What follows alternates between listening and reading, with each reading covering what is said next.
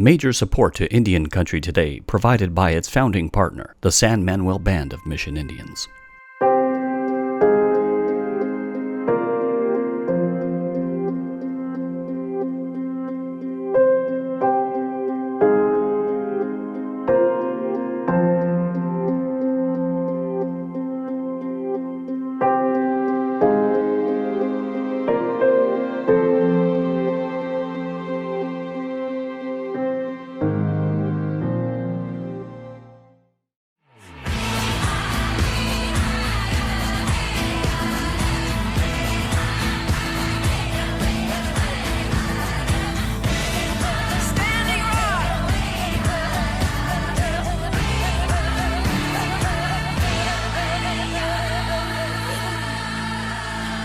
This is Indian Country Today.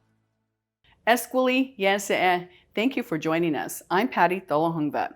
Here are the headlines for Tuesday, August 11th, 2020. The Department of Interior will reopen its Bureau of Indian Education schools on September 16th. This impacts 53 schools in 10 states that fall under the jurisdiction of the BIE. NBC News obtained the internal memo from the Interior Department that describes the reopening as being to the maximum extent possible. Also outlined in the memo, students have the option for virtual learning, but instructors must still teach online, or in person, Schools will only be allowed to move to entirely online learning if an outbreak occurs that leads to the shutdown of the school. The memo is signed by Assistant Secretary Tara Sweeney. Boarding schools and dormitories will operate as day schools under the new rules. Return orders were announced last week despite the fact that Native Americans have the highest hospitalization rates due to COVID-19. Audrey Edmo is now being housed in a woman's prison in Idaho after her successful sex confirmation surgery. Edmo is a Shoshone-Bannock citizen, and she won her court case to have the surgery, which happened in July. She was convicted at the age of 22 for sexual abuse of a 15-year-old and sentenced to serve 10 years in prison. While in prison, she attempted to castrate herself several times and sued for the surgery after prison doctors denied her initial requests. Edmo is scheduled to be released next July. Protests by Yaquis in Sonora, Mexico is catching the attention of the president there. Land and water issues have been at the core of the Yaquis struggles, and President Andrés Manuel López Obrador pledged his support.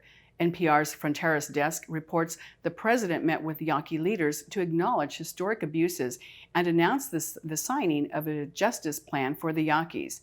He promised to return land and address water issues, and also promised a comprehensive wellness plan that includes access to education and health care. According to Mexico News Daily, residents of Bacum oppose a gas pipeline, which the president said he would have rerouted. And now for an update of COVID-19 in Indian Country, let's go to Jordan Bennett-Begay. Jordan?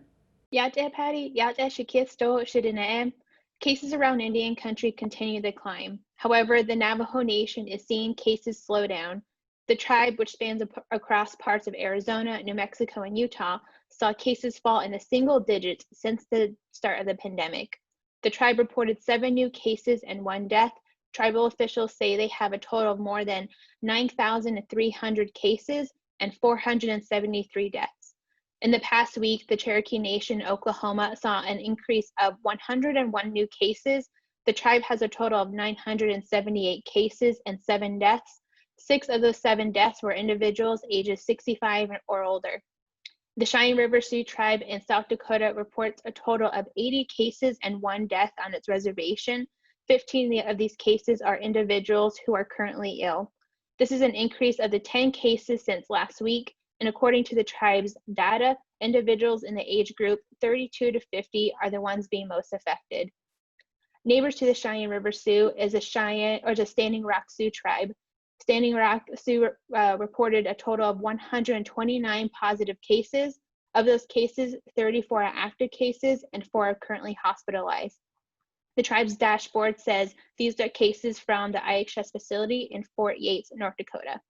Now, also in North Dakota is the Mandan Hidatsa and Arikara Nation. The tribe recorded 10 more cases, giving them a total of 112 cases and 2 deaths. In Arizona, the White Mountain Apache tribe reported 50 new cases and 2 deaths since August 3rd.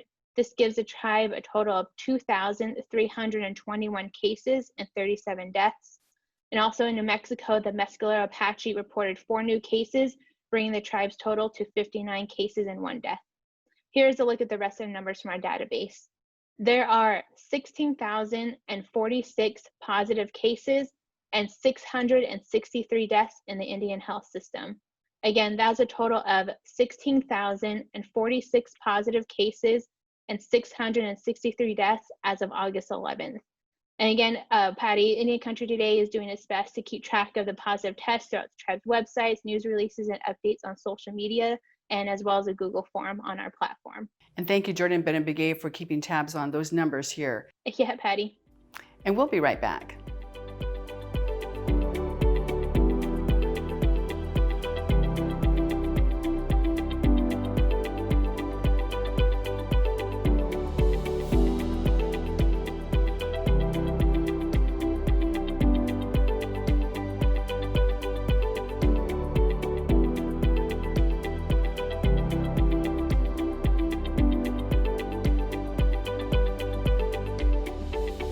This is Indian Country Today.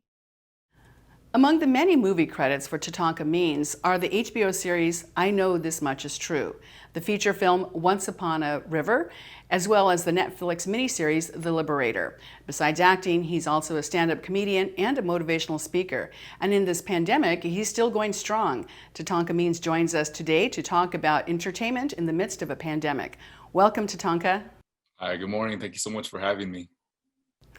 Back in March, when this pandemic started to hit, were you aware of that? Were you watching the news in Italy or in China to see what was going on? Or were you taken by surprise with this coronavirus? Yeah, it was really by surprise. I mean, I heard the news around the world, what was happening.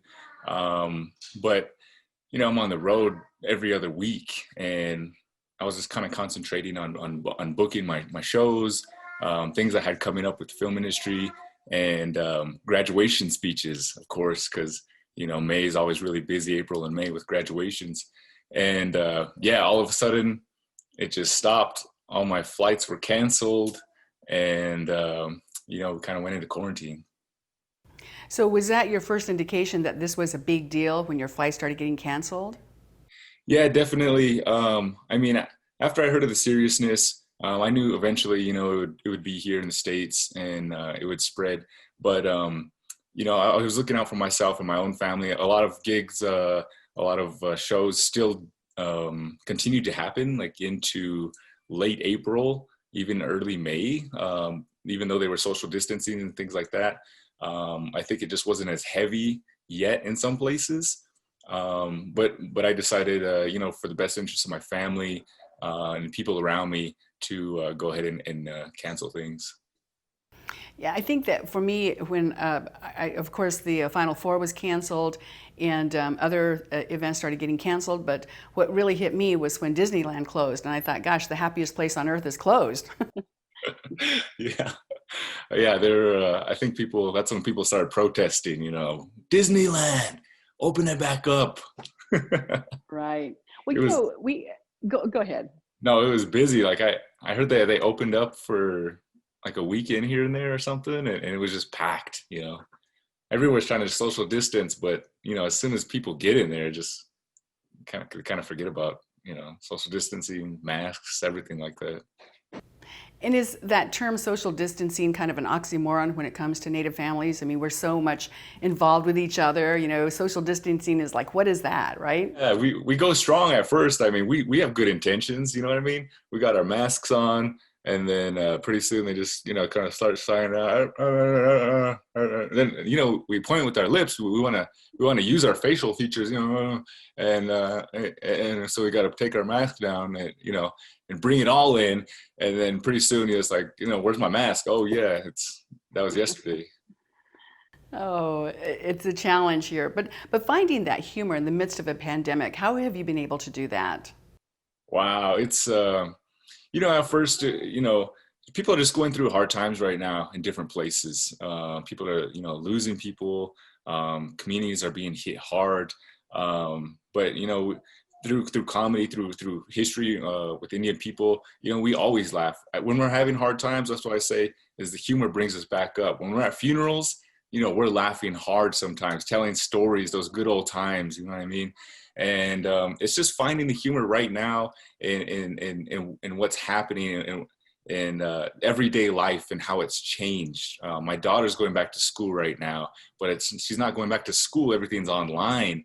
I mean, things there's no eating in restaurants, there's pickup only. There's this humor all over the place and everything, especially the social distancing, like we were talking about. I mean, it's just finding those little things.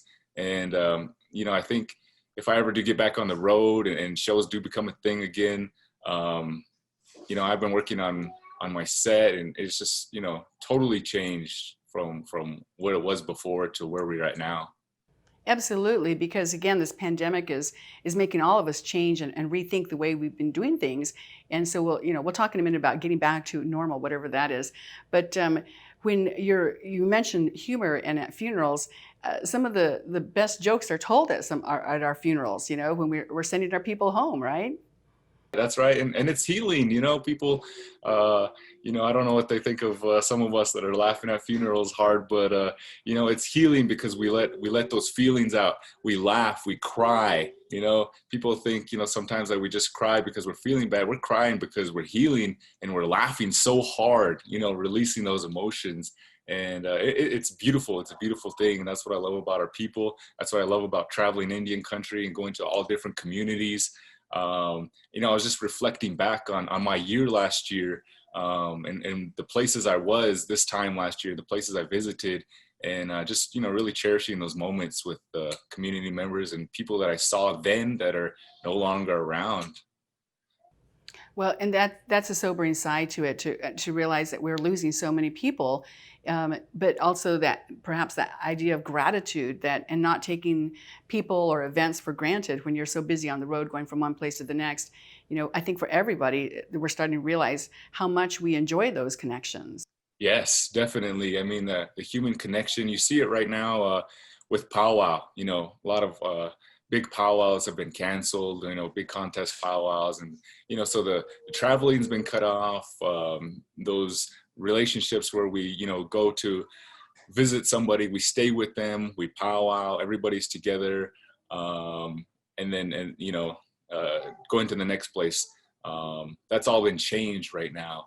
And so, yeah, that human connection is definitely something that, is new and is developing. But we still get it right now through the virtual and, different areas like that. But it's something new to me that I'm learning to get the grasp on. And you mentioned your daughter was doing online classes, probably through Zoom or some kind of a platform like that. How about you? Are you using Zoom to do any kind of motivational speaking or any comedy? Yeah, I tried to stay away from it. As soon as, online things started happening, I tried to I tried to social distance myself from distancing over the internet, just because, to me, comedy, live stand-up comedy, you need an audience, and you need that interaction, that flow, that laughter. It's a rhythm. It's definitely interactive. So when I started participating and being asked to speak or do some comedy online here and there for colleges, it was different for me because the first time I did it, everybody was on there, and then they muted themselves, and then and then so I just started going, and I couldn't hear them because they were muted, and besides it would have been weird anyway because it's a delayed reaction, and so I could just see them there. It was new, it was different, and but it's something that that you just got to get on and ride and hope for the best. Well, the NBA has piped in crowd noise cheering them on as they play, so maybe you can have that with your Zoom calls and such. Yeah, I think so. I gotta do something, man. I gotta get some fake laughs going, or get my family around, or something. You'll have to pay your family to stand in the background and clap for you or something. Yeah. Oh, it is a challenging time. And speaking of family, you're from Chinle, Arizona. Have you been able to get home during this pandemic? Oh yeah. When first off, when things started closing down, when Gallup was shut down on lockdown, we started running the supplies home, just to family, to people, to see everybody, making a lot of calls. Shout out and big thanks to everybody out there that's been doing a lot of work. That's been, hauling wood, taking water, taking, bags of, tray of food. What do you call it? Pallets of food? Yeah, yeah, and just a lot of things have been happening, and it's really cool to see the community come together like that. The community, band together, and people, helping one another, and just getting that connection, even though we're not directly sitting down at a table together, but we're still helping each other out. And it was really beautiful to see, all across the board, from our elders to the young people out there getting involved. We're really seeing a lot of those grassroots efforts of people trying to get supplies and bring them out to remote parts of the reservation, and that is, really wonderful to see, and just goes along with that our cultural teachings of taking care of one another. I'm going to put you on the spot, since you told me that you're already working on new material coming from this pandemic. Give us your best pandemic Indian joke. Oh, uh, I don't. I just give it away. It's an exclusive for Indian Country Today. Exclusive. All right. I don't know. This is something I've been working on. It's not really set up as a joke yet, but it's something that amuses me, that I find very entertaining, because right when masks came out, masks are mandatory, N95. We need everybody. What did we do? We started beating our masks. We started quilling our masks. You've seen people with the fanciest masks. That's what Indians do. That's what we do. We can't have a regular keychain. We bead the keychain. You know what I mean? We had beaded masks, full-on beaded masks. All the best bead makers out there were getting orders. It was, I don't even know if these things were protective or not, but they sure did look good. It was like, oh my goodness. So it's things like that just really stood out to me, like how we put our twist on it. What makes us us. It was a beautiful thing, and certainly entertaining to me. That is funny. We actually wrote a story about that, all the beautiful beaded masks that people were making, and it almost became a competition. Yeah, that's right. And Indians, we always got to make everything a competition. We had all the powwows were canceled, so we had online social distance powwow. And it was just a social thing. Nope, turn it into a contest. Who can get the most likes? Who can get the most shares? That's the winner. Social distance. And then we did it with the hand drum singing. Then they went to full-on drum group competitions online. We always make everything a competition, man. It's fun that way. Well, it certainly is bringing levity to this pandemic, and getting the creative juices flowing across Indian Country. Definitely, yes. This is the time for people at home to hone your skills, to get better, to write, and do things like that. That's certainly what I've been working on, and just kind of watching the world. Well, Tatanka Means, thank you so much for joining us today. Thank you so much for having me. Kokoi! Yeah! Okila!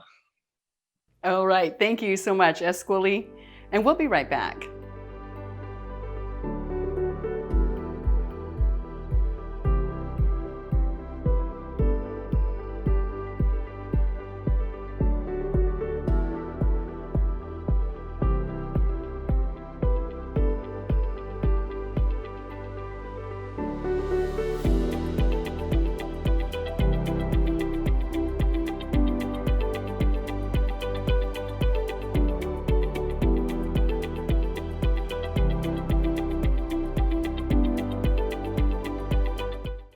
This is Indian Country Today. Callie Benali is an intern with Indian Country Today. She joins us now to talk about federal Indian law, how the pandemic is affecting law students, and the confirmation of a new federal judge. Welcome, Callie. Hi, Patty. Well, your stories are going to be posting very soon, today or sometime this week. Let's talk first about the law students and what are some of the challenges that they're facing in this pandemic? Um, well, I talked to a third level law student and she goes to ASU, and she talked about how the more difficult classes for her this upcoming semester will be online. She doesn't want to take the risk to take online in-person classes. And so just stuff like doing the clinics and then doing her arguments in person, it's all very difficult in the upcoming semester. Yes, she's attending Arizona State University Law Program, and that has to be a hard way to get that experience when you're online as opposed to being in person. Mm-hmm. And she's really expressing and hoping that her future internships and clerkships will understand that this is all very new for many people and many people are going online. And she hopes that they will be lenient for if they choose pass or fail grading system, or if they even maybe do a little worse in a class, because not many students are prepared for an online learning environment. That, when you think about somebody who's trying to become a lawyer, and then you think about young kids going to school online, it is very challenging. Explain a little bit more about her concern about whether to get a letter grade or a pass fail. How would that impact her outside of a pandemic? Well, before all of this happened, earlier this year, she wanted to go to Washington, D.C. and get an internship there, but she still was waiting to get an acceptance letter, but she was still concerned about the safety and about what was going on at home. So she just decided not to take that internship and do one with her local tribe. And yeah, just all of her plans really shifted. Wow, that's got to be a tough situation. And some other law students are finding that law offers they had were rescinded because people just aren't working in this pandemic. Mm-hmm. Since she didn't get an offer letter at that time yet, but she was still wondering in the back of her mind if she maybe did get it, but they didn't really were clear with her about the pandemic caused this. And so there might have been just maybe a little miscommunication. And I know some law students are really wanting that communication. Sure. Well, let's talk about the federal judge. This kind of, it almost slipped under the radar, but there is another Native American woman who is now a federal judge. Mm-hmm. Yeah, so I did a previous story with Judge Diane Humatewa, who is Hopi, and she was the first Native American woman judge on the federal bench. And I checked those sources with the Federal Judicial Center. Interestingly, she's not, her name is Judge Ada Brown. She's from the Northern District of Texas, and she was confirmed in September 2019, but she is not on the list of Native American judges. So I still have to get confirmation about that with them. But she was nominated by President Trump last year. And so the story that you're writing right now talks a little bit about her own experiences as a litigator and now as a judge. And she talked about the difference in listening as a litigator as opposed to being a judge. Mm-hmm. Yeah, she said her listening styles had to change because as a litigator, she was really paying attention to the argument and to her own case and how to arrange that. But as a judge, she said that she really had to listen to both parties in a more neutral way, I guess, and then also just be very intuitive and just the details of each case. And Judge Ada Brown also shared with you a story about some discrimination she's personally faced. She didn't speak to me. She spoke to the Dallas Morning Post in an op-ed that she wrote. But that was about, she said that she was at a bookstore and how the owner our manager sort of yelled at her and told her, like, I don't like you people and you need to get out. And so she had that situation, and when the cops came, she showed them her attorney's badge, and then the cop decided not to do anything further. And so that was a really turning point, because she has a Black father, and that's made her really, she said in the last piece that she wanted to settle for peanuts because she wanted to set a precedent for this kind of discrimination.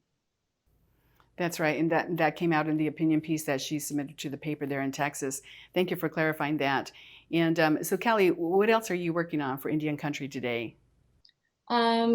Just the coronavirus cases going on in Indian Country and helping to track those and reach out to family members and write their obituaries. Yeah, and we're getting more personal stories, and that's an effort by Indian Country today to try to put faces to these numbers and really chart, who's being affected. So we'll continue to follow that. Callie Benali, thank you so much for joining us. Thank you. And thank you for watching. Take care of yourselves. Your life is precious. I'm Patty Tolahungva. Join us again tomorrow.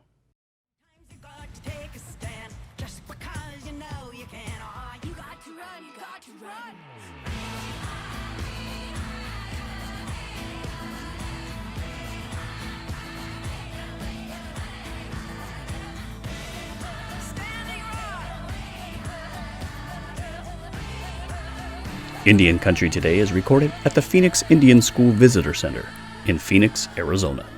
This is Indian Country Today.